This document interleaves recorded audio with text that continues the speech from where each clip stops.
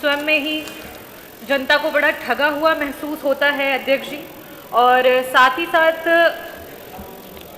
शिक्षा की इतनी सारी बातें हुई और उसके बाद भी जब 1-2 कक्षाओं में ही सारी क्लासेस को चला रहे हैं, तो ये सरकार की तरफ से एक इस तरीके का भी प्रोजेक्शन है कि आप शिक्षा को लेके कितने जागरूक हैं। मैं आपके माध्यम से मंत्री जी से, जबकि उन्होंने ऑलरेडी ये बता दिया है कि ना तो सरकार के पास बच्चों के लिए प्रॉपर इंफ्रास्ट्रक्चर है, साथ ही साथ उनको सम्मानजनक तरीके से शिक्षा ग्रहण करने का अधिकार भी नहीं है। ऐसा क्यों? क्योंकि अधिकांश जगहों पर बच्चे आज भी टाट पट्टी पर बैठ करके पढ़ रहे हैं, चाहे वो भीषण गर्मी हो, चाहे वो ठंडी हो, चाहे बरसात, और अधिकांश जगह की जो इमारतें हैं वो जर्जर हो चुकी हैं। मैं माननीय मंत्री जी से ये पूछना चाहूँगी, क्योंकि मुझे डेटा उपलब्ध नहीं कराया गया है, सिर्फ जी हाँ बोल करके बताया गया है कि हमारे पास कम क्लासेस हैं और उन्हीं 1-2 क्लासेस में सारी की सारी क्लासेस को चलाया जाता है। तो मैं आपसे पूछना चाहूँगी कि क्या आपके पास प्रॉपर डेटा है कि हमारे पास प्रदेश में कुल कितने स्कूल्स हैं जहाँ पे हमारे पास जो इंफ्रास्ट्रक्चर है उसकी कमी है, 1, 2 या 3 क्लासेस में ही पूरा का पूरा स्कूल है जिसको चलाया जा रहा है।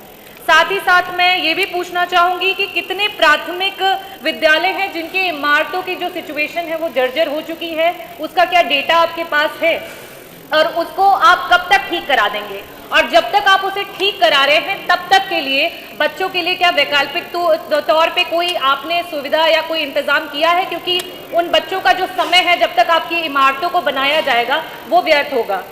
और उसके साथ ही मैं ये भी पूछना चाहती हूँ कि आपके इंफ्रास्ट्रक्चर का क्या कोई मानक है जिस अनुसार से बेसिक जो आपके स्कूल्स हैं उनको बनाना चाहिए? तो अगर है तो उस अनुसार पे आप कब तक उत्तर प्रदेश के सारे स्कूलों को बना देंगे? माननीय मंत्री जी।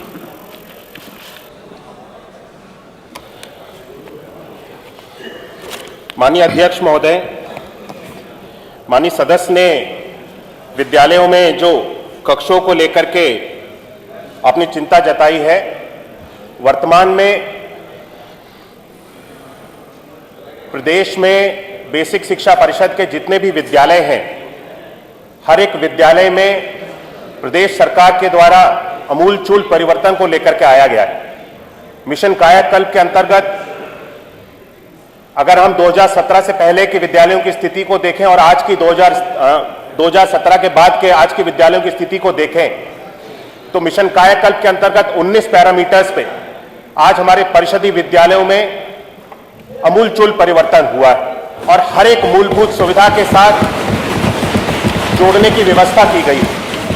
हमारे विद्यालयों में, परिषदीय विद्यालयों में, जहां बच्चों के लिए टॉयलेट तक की व्यवस्था नहीं थी, क्लासरूम तो बहुत बड़ी बात है, लेकिन बच्चों के लिए विद्यालय में ना पीने की पानी की व्यवस्था थी, ना टॉयलेट की व्यवस्था थी।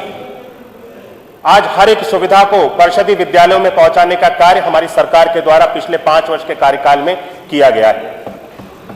जहां तक बात है, माननीय सदस्य ने प्रश्न उठाया कि ऐसे विद्यालय हैं जहां पे जर्जर भवन है और जर्जर भवन होने के कारण इसकी प्रक्रिया पहले से ही गतिमान है। ऐसे जर्जर भवनों को चिन्हित करके उनके ध्वस्तीकरण की कार्रवाई सरकार के द्वारा की जा रही है और बच्चों के लिए जो उन विद्यालयों में जर्जर भवन थे तब तक के लिए वैकल्पिक व्यवस्था भी की गई है। बच्चों के पठन पाठन का कार्य कहीं पर भी बाधित नहीं हो रहा है। और ऐसे जितने भी अभी विद्यालय हैं प्रदेश भर में, क्योंकि कई जगहों पे ऐसा है, स्थिति है कि बच्चों की जो छात्रों की संख्या है, कई जगहों पे विद्यालयों में बात नहीं करें आपस में कुछ, क्योंकि हर एक गांव में विद्यालय की व्यवस्था बनाई गई है, तो 50 से लेकर के 60 तक बच्चे, कई इस तरह के विद्यालय हैं जहां पे 50-60 बच्चों की संख्या है।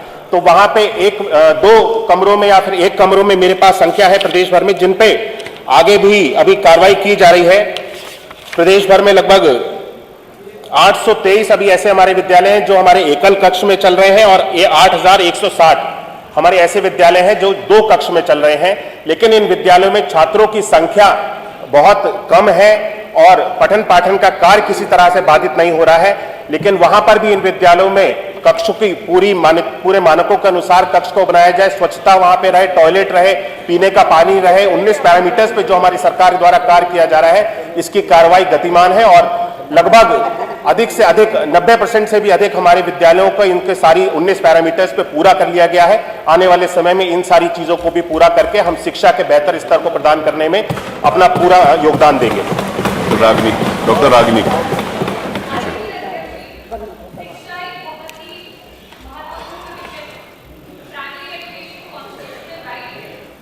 और मैं इस पे आदरणीय मंत्री जी से ये बोलना चाहूंगी कि अगर आप कह रहे हैं कि सारे पैरामीटर्स पे हमारी सरकार और आपकी सरकार में जमीन आसमान का फर्क आ चुका है, अगर हम प्राथमिक शिक्षा के विद्यालयों की बात करें तो क्या सरकार इस बात पे राजी होगी कि हम एक कमेटी का गठन करके जिसमें हमारे मेंबर्स पक्ष के भी हों और विपक्ष के भी हों, एक निरीक्षण किया जाए और निरीक्षण करके देखा जाए कि वो स्कूल्स की क्या सिचुएशन है, चाहे वो क्लासरूम्स हो, बेसिक सैनिटेशन हो या आपके जो भी पैरामीटर्स हो, और उसको यहाँ पे रखा जाए। और ये सिर्फ आलोचना का विषय नहीं है, ये एक बेटरमेंट की तरफ हमें लगता है कि सरकार को ये कदम आगे बढ़ाना चाहिए, एक कमेटी का गठन करना चाहिए। मैं माननीय मंत्री जी से चाहूंगी कि ये इसका उत्तर दें।